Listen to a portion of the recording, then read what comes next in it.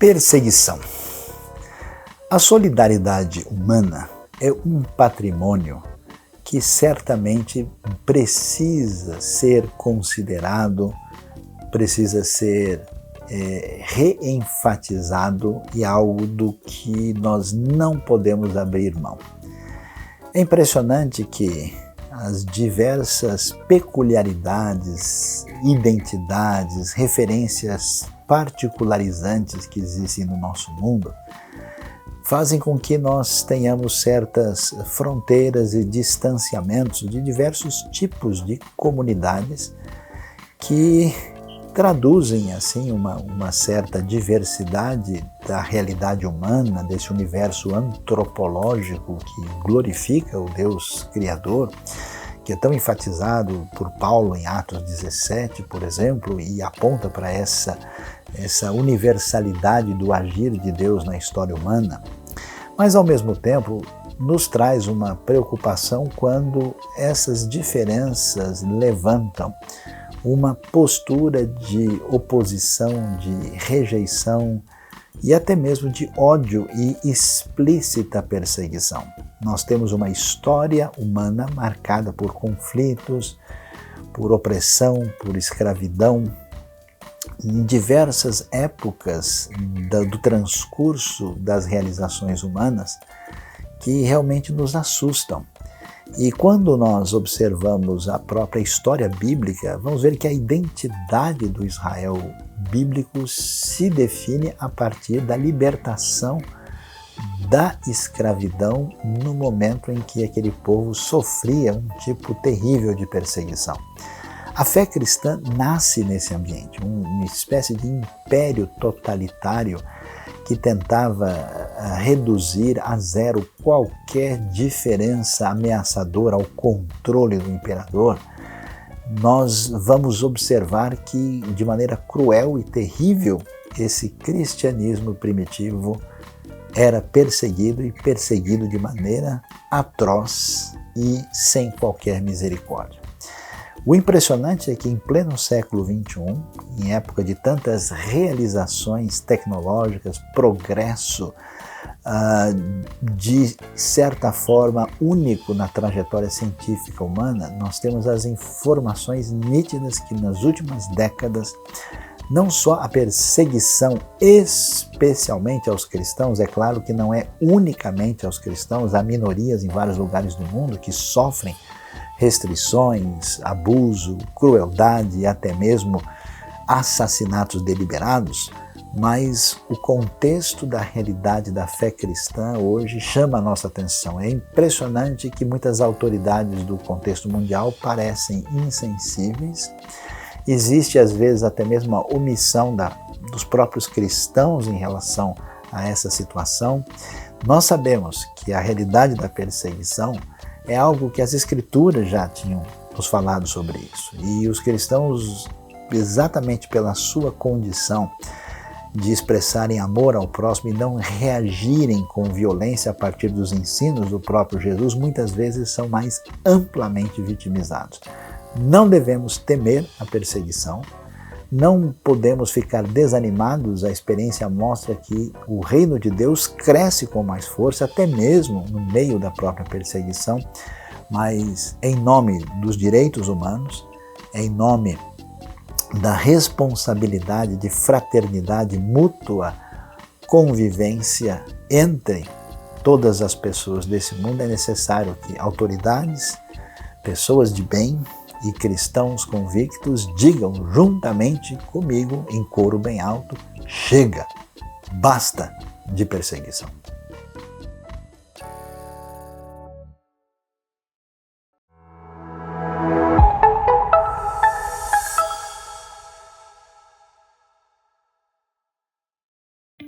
Ohayou gozaimasu, konnichiwa, konbanwa.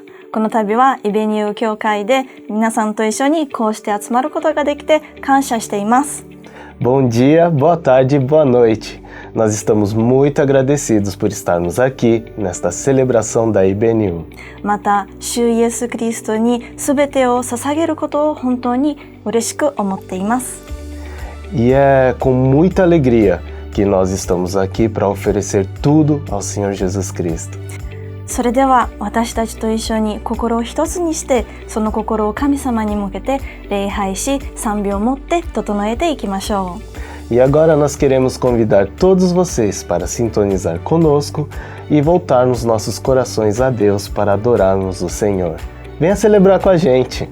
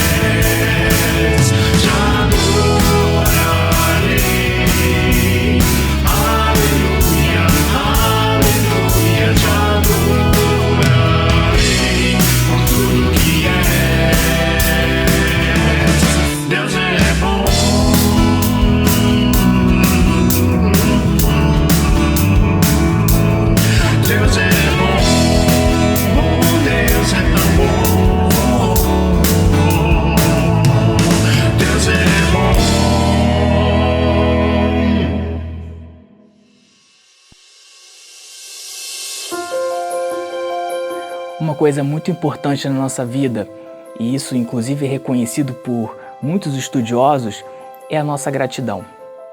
E a Bíblia também nos indica isso, que nós devemos ser sempre gratos a Deus e sempre lembrar das coisas que Ele tem feito por nós. Por isso eu convido você a pensar um pouco naquilo que Deus tem feito por você. Quais foram as coisas que aconteceram na sua vida pelas quais você pode dizer obrigado, Senhor? Nesse momento eu convido você a refletir sobre isso. vamos louvar a Deus e vamos agradecê-lo.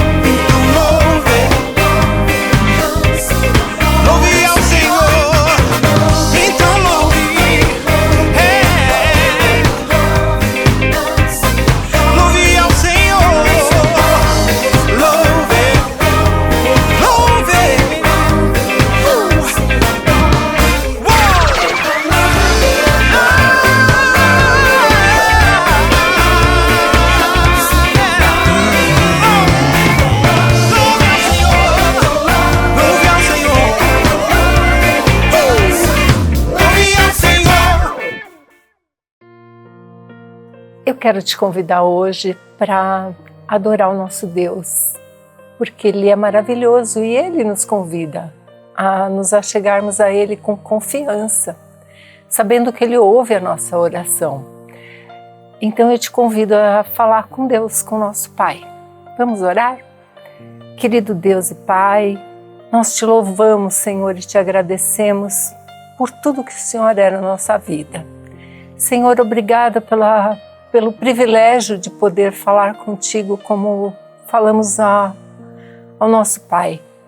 Obrigada porque quando nós oramos, Senhor, às vezes nos achegamos a Ti com o coração contrito, Senhor, cheio de dificuldades, ansiedades, mas como Ana, nós podemos nos levantar com outro semblante, sabendo que o Senhor é o Deus que cuida de nós, que nos transforma. Oro também, Senhor, por todos os enfermos. Vivemos dias difíceis, Senhor, no mundo. E te peço, Senhor, só o Senhor tem o poder para brecar a ação do mal, brecar essa enfermidade. Sabemos que já está caminhando para uma melhora nesse quadro, Senhor, mas ser com todos os enfermos, trazendo a cura que só o Senhor pode trazer.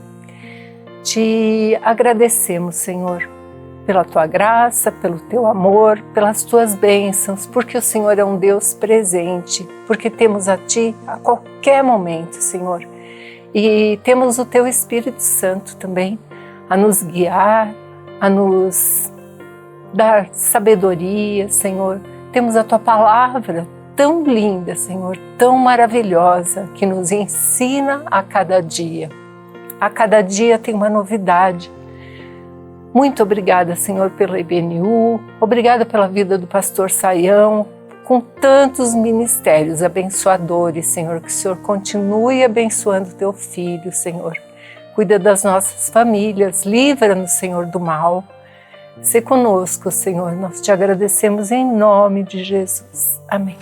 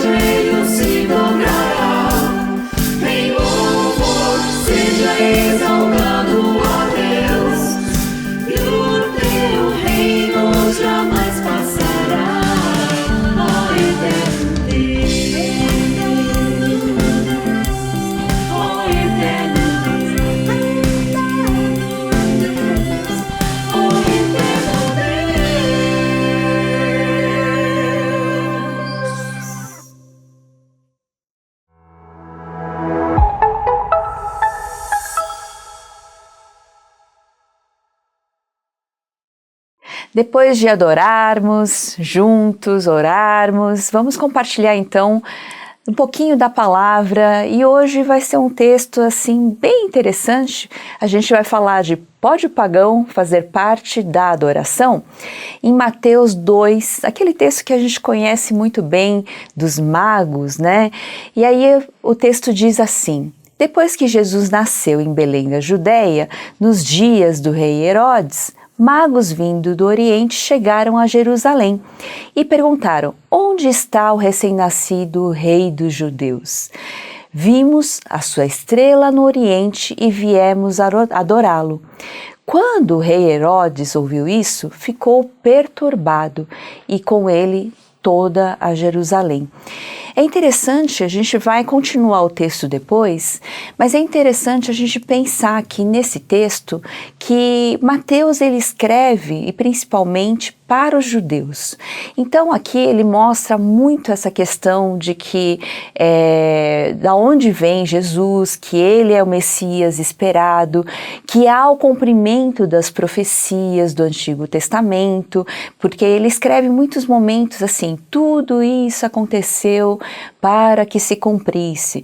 E existia naquela época uma questão de expectativa messiânica, uma espera profunda e assim realmente grande desse Messias que iria salvar esse povo, vir libertar o povo principalmente da opressão, no caso romana, dos conquistadores, de quem havia ali como uma força atuante naquele momento.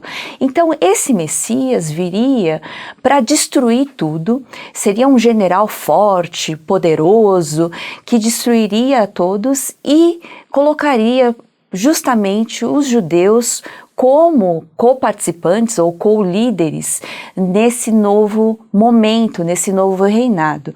E nesse momento, falando para esse povo que está esperando o Messias tão aguardado, tão esperado para vir destruir, tem uma história estranha aí que aparece e é interessante a gente observar isso aqui em Mateus.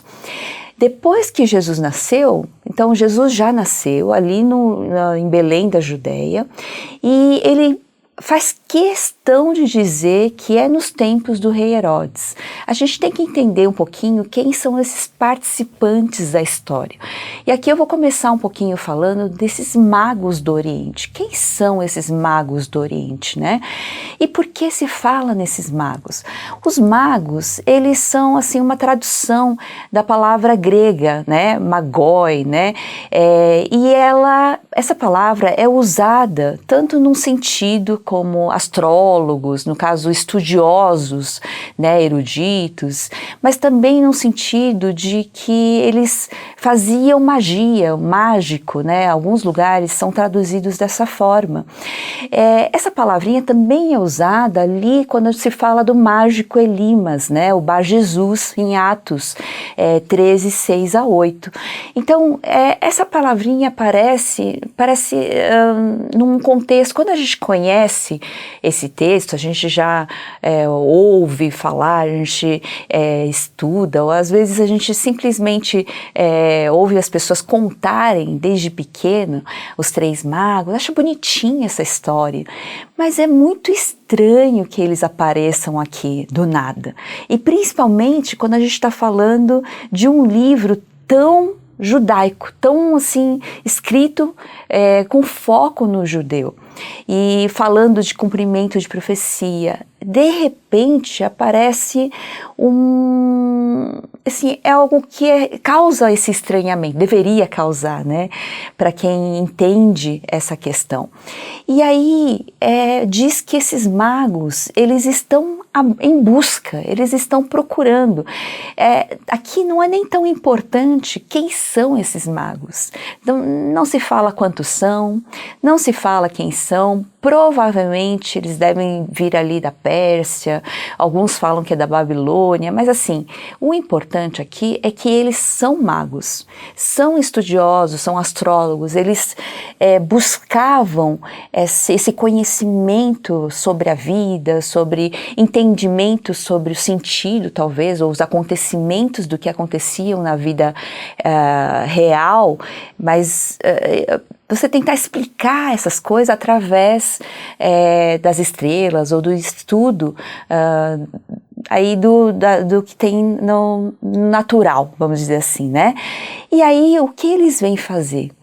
Eles vêm procurar alguém que para eles não faria tanto sentido. Ele fala assim: onde está o rei, o recém-nascido rei dos judeus? Eles vêm procurar o rei dos judeus? Quem são eles para procurar o rei dos judeus? E aí eles dizem mais alguma coisa interessante, que é: vimos a sua estrela. Quer dizer, eles, nessa busca sincera, nessa busca pelo conhecimento, não só da vida, mas uma busca por Deus, eles vêm lá do Oriente e dizem: viemos adorá-lo. Então aqui é algo que não se encaixa. Se a gente fosse pensar aí numa equação, é uma equação que não daria certo, não teria um fechamento, não teria um resultado correto aí nessa equação. E aí a gente fica nesse pensamento: puxa, o que eles vieram fazer? Quem são eles para adorar o rei dos judeus? Por que eles estão procurando o rei dos judeus? E aí a gente também vê, em seguida, falar sobre o rei Herodes, né? Que o rei Herodes ouviu isso e ele ficou extremamente perturbado, e com ele toda Jerusalém. É interessante isso. O rei Herodes é conhecido aí como o rei o rei Herodes o Grande, aquele que reinou por cerca de 40 anos antes de Cristo, né? Começou ali antes de Cristo até o ano 4 antes de Cristo. Ele era um idumeu. Ele era então um primo, né? Era descendente de Esaú, dos edomitas, e ele era um rei extremamente cruel. Ele cada vez, tanto é que depois ele, chegando assim lá no final da vida, ele fica realmente muito mais cruel. Ele vai ser capaz de matar a esposa que ele diz que é a favorita, 2 filhos dela, o seu filho primogênito.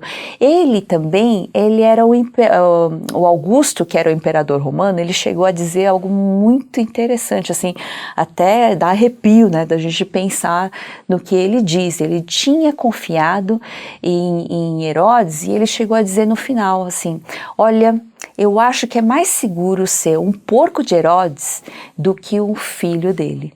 Para você ver o tamanho da maldade, da crueldade e do que ele era. E ele, como ele era meio, né, ele não era um judeu autêntico, ele era um idumeu, ele tinha essa vontade de se aproximar e fazer um pouquinho assim a fita dele para ficar bem ali com os judeus. E aí ele faz a reconstrução do templo, ele constrói muitas coisas belas, bonitas ali em Israel.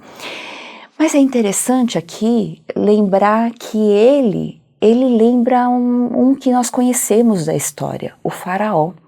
Nesse momento tão importante que o Salvador do seu povo nasce, que é Jesus Cristo, a gente lembra um pouquinho daquele momento da salvação que aconteceu com o Faraó lá no Egito.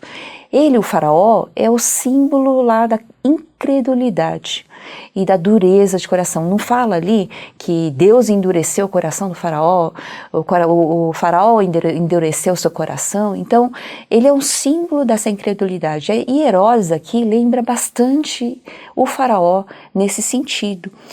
E Herodes, ele, assim, quando ele ouve essa palavra rei dos judeus, onde está o rei dos judeus? Ele fala: peraí, eu é que sou o rei, vamos dizer assim, daqui dos judeus. Eu que mando aqui.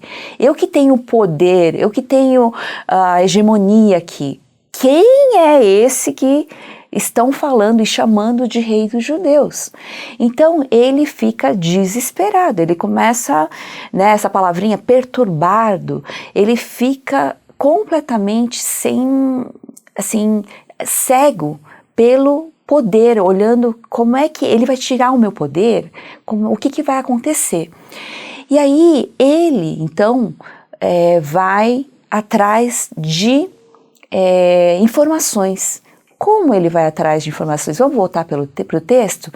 Tendo reunido todos os chefes dos sacerdotes do povo e os mestres da lei, perguntou-lhes onde deveria nascer o Cristo. Então, já que vocês conhecem aí as profecias, vocês sabem sobre esse tal de Messias, né? E aí eles responderam: em Belém da Judéia, pois assim escreveu o profeta: mas tu, Belém, da terra de Judá, de forma alguma és a menor em meio às principais cidades de Judá, pois de ti virá o líder que, como pastor, conduzirá a Israel, o meu povo. E aqui é interessante a gente olhar para quem aparece aqui, além de Herodes. Espera um pouquinho, porque a gente vai pensar um pouquinho nesse povo que é chamado de chefes dos sacerdotes do povo e mestres da lei. Eles são aqueles responsáveis por tudo, pelo culto, pela adoração, são as pessoas que entendem realmente da lei, eles conhecem toda a história do seu povo, eles é o que deveriam estar esperando com mais vontade, com mais expectativa esse Messias, e eles respondem simplesmente. Eles lembram ali, eles conhecem muito dessa lei, dessas profecias, então eles respondem: olha, parece que é em Belém de Judá, da Judeia, né? Porque o profeta disse isso, que em Belém nasceria esse líder, tá? O pastor que conduzirá Israel. Mas eles ficam, a partir daí, em silêncio. Eles não têm uma busca, eles não têm, assim, um mínimo de movimentação, um mínimo de vontade de mudar alguma coisa. Parece que a coisa não chega lá no coração deles, né? Parece que essa questão de será que é o Messias? Será que não? Será que a gente vai lá pelo menos para dar uma olhada? Nem isso. Eles não mexem um dedo, não mexem nem o olhar, né? Eles ficam simplesmente apáticos. Eles estão confortáveis onde eles estão. E aí a questão é, então Herodes chamou, aí de novo aparece Herodes e os magos. Eles saem simplesmente de cena, os mestres da lei não fazem nem coceguinha aí nesse meio. E aí eles saem de cena e aparece de novo o Herodes, e ele chama agora secretamente os magos. Informou-se com eles a respeito do tempo. Eles tinham perguntado onde ia nascer esse rei dos judeus. Agora ele vai perguntar quando vai nascer esse rei dos judeus, ou quando nasceu, né? Ele pergunta a respeito do tempo exato em que a estrela tinha aparecido. Enviou-os a Belém e disse: vão informar-se com exatidão sobre o menino. Logo que o encontrarem, avisem-me, para que eu também vá adorá-lo. Aí a gente olha para cada um desses grupos. Vamos ver os magos. Os magos tinham uma sinceridade em adorar esse rei dos judeus, que, não sei, eles talvez conhecessem de ouvir falar, mas eles tinham a vontade de buscá-lo sinceramente. Eles tinham esse anseio no coração e eles tomaram uma atitude de ir lá em busca de adorá-lo. de falar: quem é esse rei? Vamos conhecê-lo e vamos adorá-lo. Eles se prepararam para isso. Eles não só viram essa estrela, né, acharam, encontraram, reconheceram, apesar de ser algo diferente, estranho ao que eles acreditavam, eles reconheceram esse rei dos judeus, e aí eles foram atrás, eles ficaram perguntando, eles foram atrás até acharem.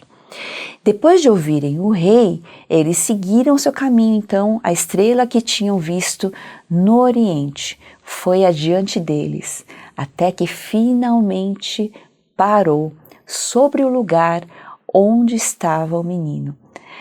Quando tornaram a ver a estrela, encheram-se de júbilo e, ao entrarem na casa, viram um menino com Maria, sua mãe, e prostraram-se, o adoraram. Então abriram os seus tesouros e lhe deram presentes: ouro, incenso e mirra. Você vê como é interessante? Esses magos, que eram até assim, para a gente pensar hoje, eram pessoas alheias, eram pagãos, eram pessoas que não conheciam a Deus. Mas eles tiveram esse ímpeto de ir atrás. Eles foram atrás desse rei que eles viram através das estrelas nos seus estudos e foram a fundo conhecê-lo.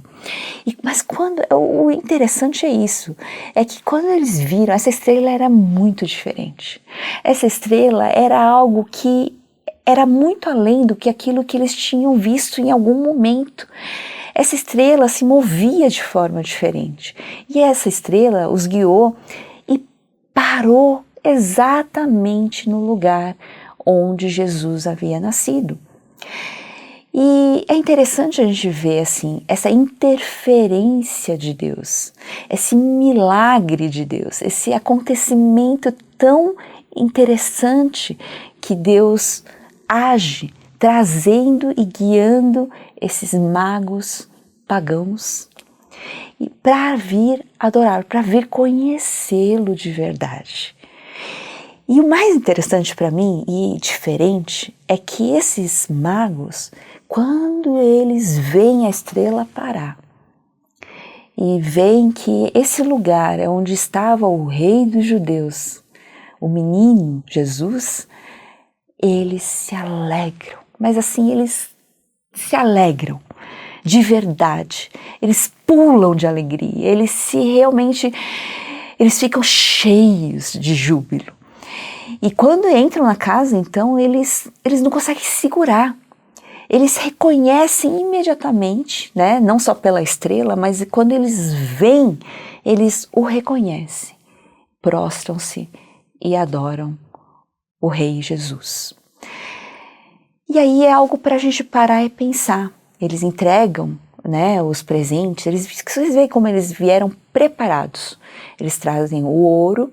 O ouro é algo que é interessante porque quando a gente fala de ouro, a gente lembra desse ambiente real, né, da realeza, né, daquilo que você vê nos palácios, os reis, né, se adornavam com ouro.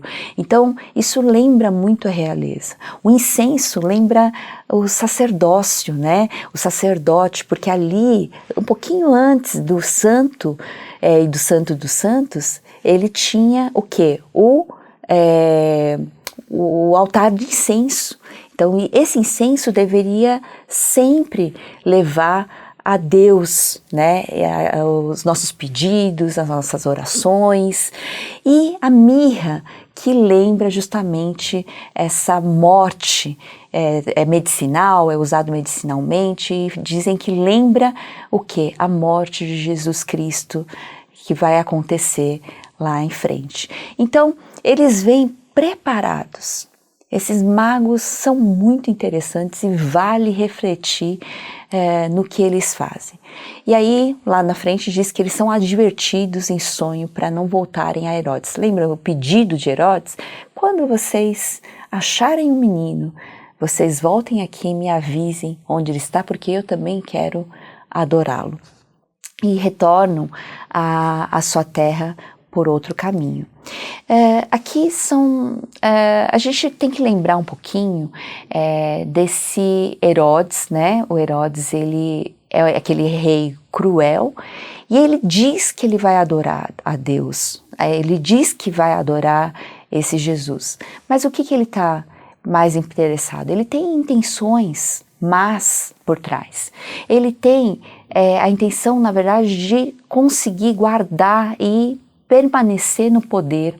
Então, o que ele quer fazer aqui a gente vê depois, no versículo 16, que ele vai mandar matar todos os meninos que o ameaçam, que seriam dessa idade do menino, do rei dos judeus, que os magos foram encontrar.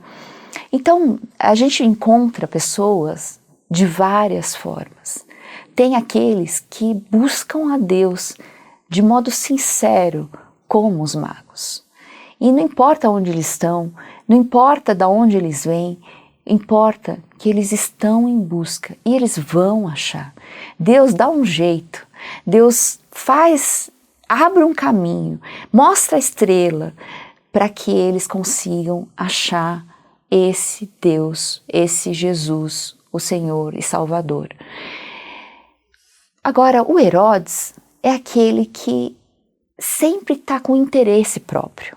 Ele quer resolver os problemas dele. Ele diz que vai adorar.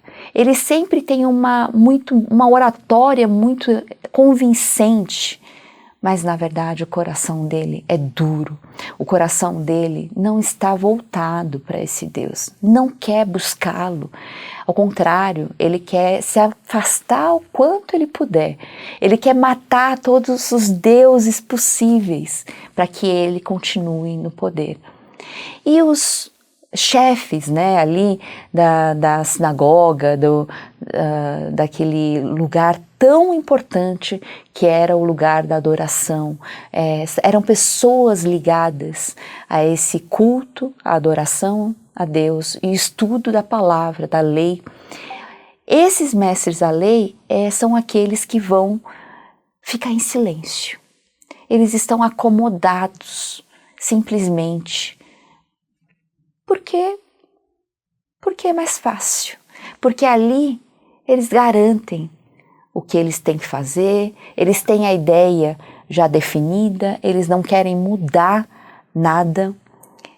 Então, essas pessoas não estão realmente interessadas nem em conhecer a Deus, nem em fazer nada, muito menos adorar a Deus.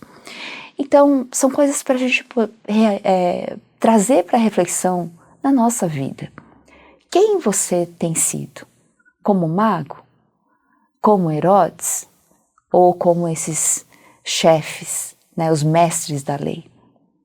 Quem? Como você tem lidado com Deus, com Cristo, o Messias enviado por Deus, e com a adoração que é devida a Ele? Quer ver? A gente, voltando um pouquinho para a Bíblia, para entender quem é esse Jesus, esse tão esperado Messias, que foi o cumprimento de toda a lei, o cumprimento de todas as promessas e profecias, de toda a aliança que Deus fez na história da humanidade. E Ele traz plenamente através de Jesus Cristo. Quem é Ele? Ele é justamente o Rei, Ele é o sacerdote, Ele é o profeta e cumpre isso de maneira assim, plena. Ele é o Rei segundo aquela aliança que foi feita com o rei Davi. Nunca faltará ninguém da sua descendência no trono, no seu trono. E aí ele vai cumprir através de Jesus Cristo, que é o descendente de Davi.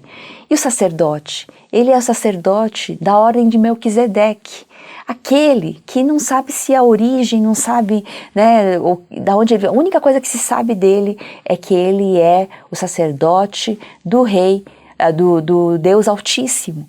E Abraão, ele se curva diante dele. E agora entrega o dízimo. E ele também é o profeta pleno. E esse Cristo, a gente vai ver lá em Filipenses 2, 5 a 11, para que, assim, fazer um encorajamento para nós. Seja a atitude de vocês a mesma de Cristo Jesus, que embora sendo Deus, não considerou que ser igual a Deus era algo que devia apegar-se. Por que isso é tão importante? Quem é esse Messias tão esperado? Quem é? Por que a gente deve adorá-lo? A gente foi criado para adoração. Deus nos criou para ter um relacionamento real com Ele.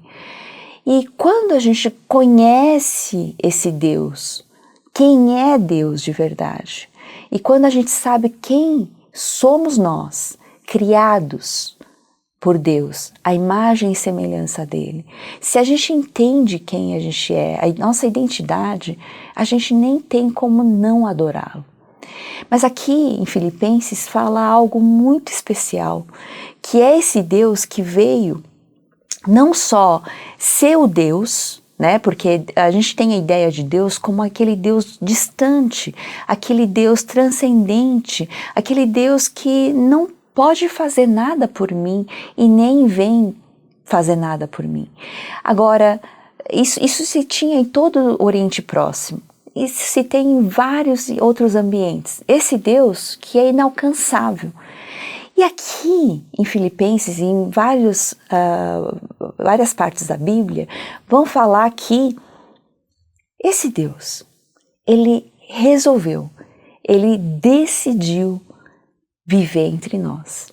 Ele começou a fazer isso lá no tabernáculo, quando ele veio mostrar para o povo, aquele povo escolhido, aquele povo que ele tirou do Egito, falou assim: olha, se vocês sabem, para se aproximar de mim, eu sou um Deus santo. Vocês são pecadores. E para poder fazer isso, a gente precisa aprender a ter essa proximidade. Eu quero muito estar no meio de vocês, mas vocês vão precisar aprender. E aí ele ensina isso de uma maneira didática muito especial através do tabernáculo. Mas a presença dele já está ali.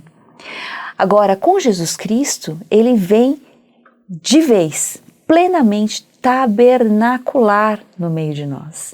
Ele vem viver no meio de nós, agora de uma maneira que a gente consiga ver, ouvi-lo e entendê-lo, de modo que a gente consiga reconhecê-lo plenamente. E aí ele fala, Filipenses fala disso de uma maneira tão bonita, que é esse Deus, ele não considerou que ser Deus, ser igual a Deus, né, que é estar acima, não tem limite. Deus não tem limite, ele está acima do tempo e do espaço, acima de tudo e qualquer coisa. Ele simplesmente se limitou a ser como um de nós, um ser humano. É assim como você tentasse falar com um serzinho, um inseto, e tentando conversar com ele não entende de jeito nenhum. Você vai ser igualzinho a ele para poder se comunicar com ele e correndo todos os riscos de ser morto, de ser, né, ser acabado. E aí, isso que acontece com Jesus Cristo. Ele vem, ele é o Deus que vem morar no meio de nós. Ele vem ser igual a um de nós. Por quê? Ele não entendeu que simplesmente ficar no lugar de Deus, isso era algo para se apegar. Mas ele esvaziou-se a si mesmo, vindo a ser servo, tornando-se semelhante aos homens e sendo encontrado em forma humana. Humilhou-se a si mesmo e foi obediente até a morte de cruz. Você entende quem é esse Deus que veio viver no meio de nós e veio cumprir tudo aquilo que Deus se propôs para salvar você e a mim. Ele realmente, ele se humilhou até a morte, e a pior morte, que é a morte de cruz. Então, deve ser adorado. Ele é digno de toda a adoração, da sua, da minha e de todos os que devem adorá-lo. E continua esse texto em Filipenses 2, 5, 9, diz assim: por isso Deus o exaltou à mais alta posição e lhe deu o nome que está acima de todo nome, para que ao nome de Jesus se dobre todo o joelho, nos céus, na terra e debaixo da terra, e toda língua confesse que Jesus Cristo é o Senhor, para a glória de Deus Pai.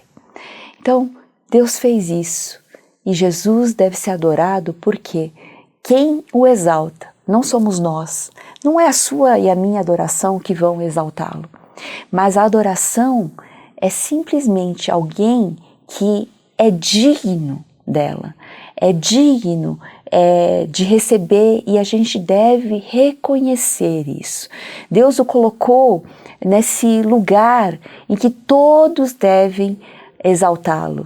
Ele é aquela estrela maior, que é a luz maior, absoluta, que vai brilhar independente de onde, independente de como você está, onde você está. E aí diz que toda língua deve confessar que esse Jesus Cristo é o Senhor, para a glória de Deus Pai. E aí a gente lembra, então, quem vão ser os adoradores? Já que a gente falou que Deus é Jesus Cristo, é esse Deus, e Ele deve ser reconhecido, deve ser adorado pelo que Ele fez, por quem Ele é. Quando a gente reconhece, a gente não tem como se segurar, a gente precisa adorá-lo. E aí a gente vai ver um texto muito interessante falando quem são esses adoradores.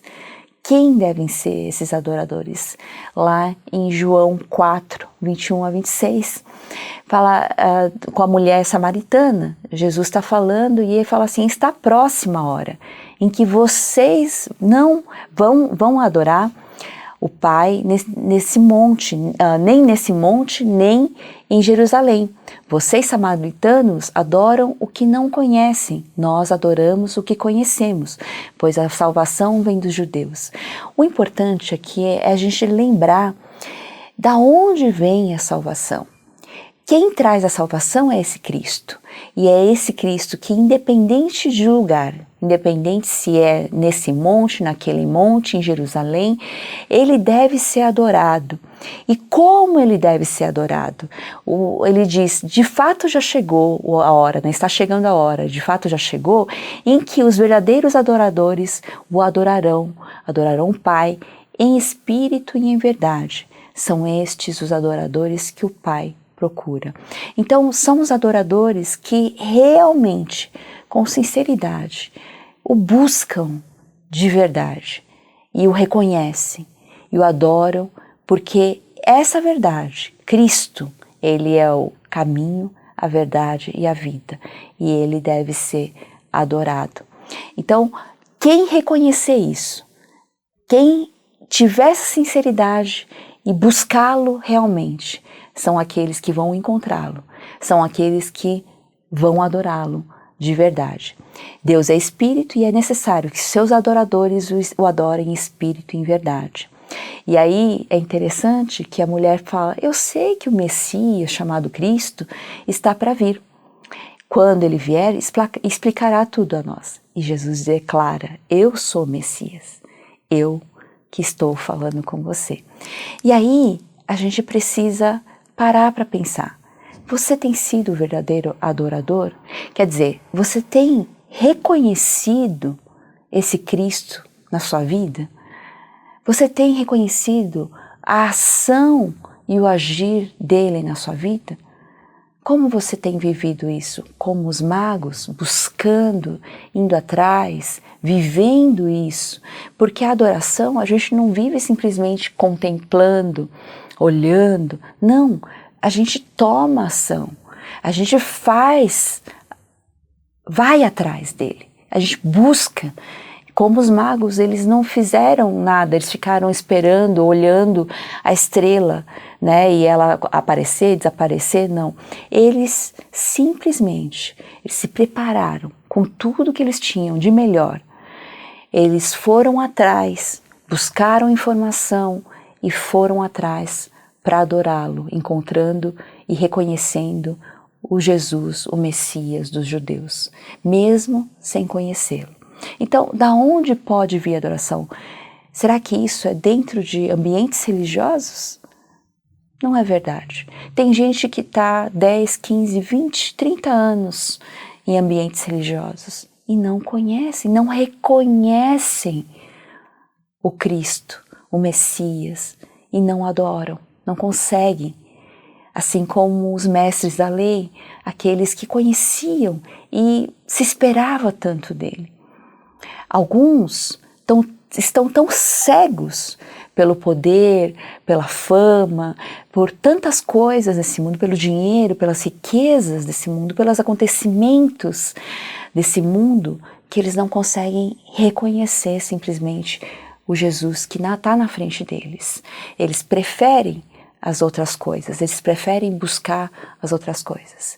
Então, quem você tem sido? Como é que você vai adorar? Então, esse momento é muito importante para você. Lembre-se, seja um verdadeiro adorador, mas para isso você precisa reconhecê-lo como seu Senhor e Salvador na vida diária, todos os dias da sua vida. Conheça-o, reconheça-o e adore-o. Essa é a nossa mensagem para hoje. Que Deus abençoe a cada um de nós, para que a gente tenha os olhos abertos, os ouvidos abertos, o coração quebrantado e ansioso para conhecê-lo, reconhecê-lo e adorá-lo. Deus abençoe a todos. Uma ótima semana.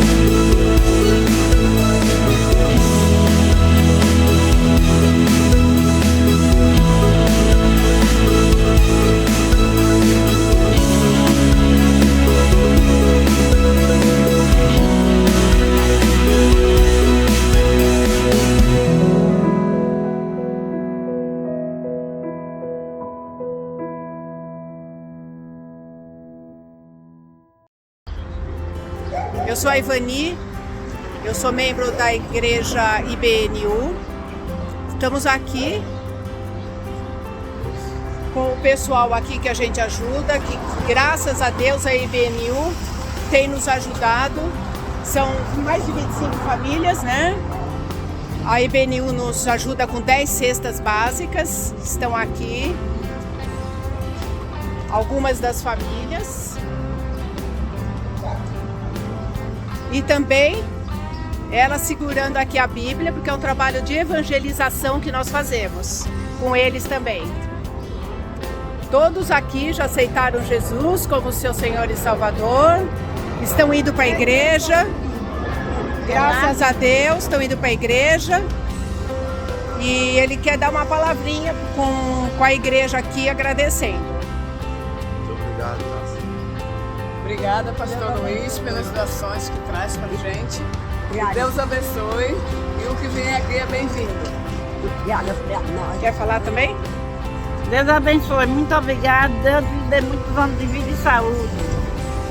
Então é isso aí, é o trabalho que a gente faz com muito amor, com gratidão à igreja IBNU e em primeiro lugar a Deus que tem nos proporcionado tudo isso aqui.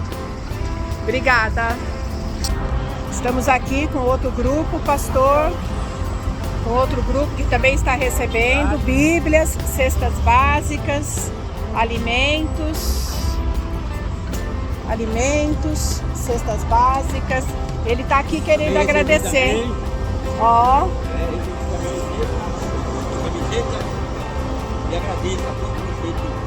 Eu vou mais perto para eles ouvirem. Você pode falar. Muito obrigado pela ajuda que vocês estão dando para nós. Ele está precisando, tá ruim. Viu, pastor? Ele está agradecendo pelas cestas, pelas Bíblias. Então, todos eles aqui já convertidos. Muito obrigada, pastor. A IBNU é uma comunidade feita de um monte de lugares, várias pessoas diferentes, com várias necessidades diferentes, e a gente procura ser uma comunidade saudável para um mundo que apresenta também desafios dos mais variados tipos. Por isso a gente clama a você que faça parte desse esforço da IBNU de estar presente aqui na cidade de São Paulo, mas por meio da internet está em várias cidades e estados do país e acompanhando também pessoas em outros países. Aquilo que nós desenvolvemos enquanto projetos missionários, aquilo que nós trazemos enquanto ensino, mensagem, aulas, cursos, tudo isso tem o propósito de abençoar pessoas, capacitar pessoas, sustentar aqueles que são parte do corpo de Cristo e inclusive anunciar a mensagem do Evangelho para as pessoas que ainda não estão dentro daquilo que é o reino de Deus. Pedimos que você participe conosco nessa expansão do reino de Deus e faça isso também por meio dos seus recursos. Nós temos o compromisso e a transparência de utilizar todos esses recursos da melhor forma possível, por meio dos projetos missionários, das pessoas envolvidas com a equipe ministerial, com os membros que desenvolvem várias outras ações aqui na cidade de São Paulo e no mundo como um todo. E por isso eu convido você a orar e pedir para que o Senhor levante os recursos necessários, as pessoas e a sabedoria para nós utilizarmos bem aquilo que é o seu envolvimento e de tantas outras pessoas que fazem parte da IBNU. Senhor nosso Deus e Pai, nós pedimos que o Senhor cuide daquilo que é o recurso que o Senhor nos deu e que nós devemos usar integralmente para a Tua vontade, seja no cuidado com a nossa casa, a nossa família, mas também com o cuidado do esforço que é a igreja, aquilo que nós fazemos enquanto IBNU, todas as pessoas que são de uma forma ou de outra sustentadas por esses recursos, auxiliadas por esse dinheiro que é empregado pelas pessoas em confiança de que nós estamos realizando a obra que o Senhor nos deu para realizar com fidelidade, com zelo e cuidado. Pedimos que o Senhor dê sabedoria a todos aqueles envolvidos na decisão do que será feito, os projetos que serão apoiados com isso, e que o Senhor esteja multiplicando tanto a generosidade, quanto os recursos, quanto também os projetos e meios para que isso possa ser revertido em bênção e em restauração da tua criação, Pai, do teu povo. Em nome de Jesus que nós oramos e agradecemos por isso. Amém.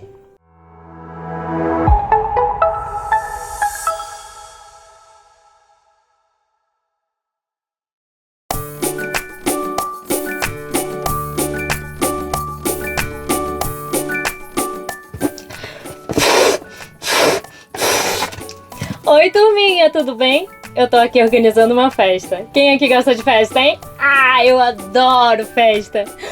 Será que vocês podem me ajudar? Porque eu tava pensando aqui, né? O que uma festa precisa, além da decoração? Comida! Ah, muito bem, eu adoro comidinha de festa. Brigadeiro, todos os sabores, né? Bolo, que mais? Música, claro, a festa a gente tem que ser animada, né? Brincadeira, pra gente se divertir um montão. Sabe, isso tudo tá me lembrando de uma outra festa. Uma parábola que Jesus contou pra gente lá em Mateus 22. Ele falou dessa festa, dessa parábola, pra falar da parte principal da festa. Sabe qual que é? Os convidados. E aí ele usou essa parábola pra mostrar pra gente que no reino de Deus, todos nós somos convidados. Não importa se você é alto, baixo, magro, gordo, se você já fez alguma coisa errada, não importa nada. Se a gente tiver de coração aberto e aceitar o reino de Deus, Jesus nos convida para a melhor festa que existe, a festa com Ele. Vamos, gente! Vamos para essa festa? Obrigada, Jesus, por nos amar, porque somente pelo seu amor que a gente pode entrar nessa festa maravilhosa que é o reino de Deus. Obrigada, Jesus! Beijo, turminha! Até a próxima! E vamos festejar! Yeah!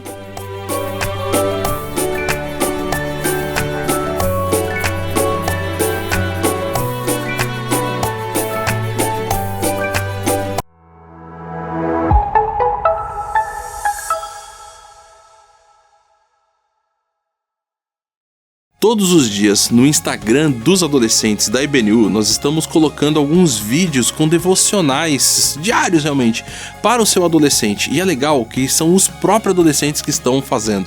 Então eu quero convidar você que ainda não participa ou que não está seguindo o canal dos adolescentes no Instagram, que procura lá, @adolesibnu. Escute, e se você tem inclusive adolescente, envie para ele também os nossos devocionais. São devocionais específicos para os adolescentes. Eu tenho certeza que vai ser um momento muito especial, tanto para ele, para o adolescente, como para você também, como pai, tio, para poder conversar com ele e ter algumas coisas ali para orarem juntos. É isso aí, então siga a gente, não esquece, @adolesibnu. Sabe aquela hora em que você pensa, Deus, eu queria ter um pouco mais de sabedoria? Um livro que está repleto de coisas para ensinar pra gente é Provérbios.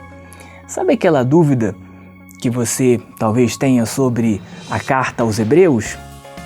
Pois muito bem, o Ensino IBNU continua a todo vapor. E eu convido você a vir estudar com a gente esses 2 livros nos podcasts novos que estão sendo disponibilizados às quartas-feiras e aos sábados, sempre às 19 horas. Então, inscreva-se no canal e venha aprender conosco. Olá! Nesse próximo semestre, o Ministério de Família e Casais estará oferecendo o curso Aliança. São 10 encontros para casais. Quem fez, gostou bastante. Se você tem interesse, agora, dia 7 de agosto, após a celebração lá no WTC, nós teremos a nossa primeira reunião para explicarmos direitinho sobre isso. Vai lá, aparece lá, esperamos você. As vagas são bem pouquinhas, são no máximo 5 vagas. Então, gente, a gente desfrutou de um tempo de louvor, de adoração, de palavras, de boa palavra com conteúdo. Assim que corra lá, dê um like, compartilhe com outros, fale para outros daquilo que você escutou. E é aquilo que a gente faz, né? Se a gente conhece uma coisa boa, vê uma coisa boa, conta para todo mundo aquilo bom que a gente encontrou. Então faz isso, compartilha e fale para outros daquilo que escutou hoje. E um abraço enorme para todos, Deus abençoe.